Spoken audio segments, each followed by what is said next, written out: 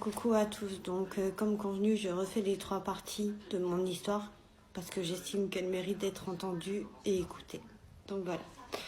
Donc j'ai l'honneur de vous informer des faits suivants. Il y a 2 ans, le 21 septembre 2019, a débuté une relation avec monsieur et avons conçu Elsa 1 mois et demi plus tard.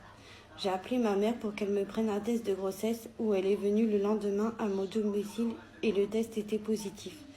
Le soir, j'en ai parlé à monsieur et me sortait que ce n'était pas possible que je tombe enceinte et que le père de mon enfant Annette ne pouvait être que monsieur, mon ex-compagnon et le père de mes premiers enfants.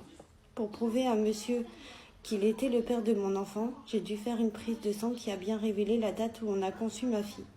Quelques mois plus tard, j'apprenais que j'attendais une fille, mais je ne m'attendais pas, après cette bonne nouvelle, que j'allais aussi découvrir que monsieur avait déjà une fille qui a mon âge, et à partir de ce moment-là, j'ai commencé à vivre un enfer, car il me donnait des coups, des rabaissements, des insultes, des violences psychologiques, des provocations de sa fille et de lui, où il n'avait aucune limite.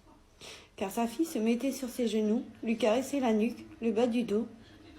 Monsieur était torse nu et sa fille portait une robe légère et se permettait de dormir ensemble pendant que la femme de sa fille et moi-même nous attendions sur la terrasse qu'il revienne. Quand j'ai mis ma fille au monde, sa fille et sa femme sont venues chez lui pour voir mon enfant, mais également pour reprocher que je m'occupais trop de ma fille. Et quand elle partait pour rentrer à leur domicile, j'ai surpris sa fille et monsieur en train de s'embrasser sur la bouche. Et quand je lui en ai parlé le soir de ce que je pensais, et cela ne lui plaisait pas, il m'a donné des coups de poing au ventre, dans les côtes, au thorax, aux bras et aux jambes, mais jamais au visage. Monsieur se permettait aussi de faire le vide autour de moi en me dénigrant et en insultant mon entourage et répondait aux messages à ma place.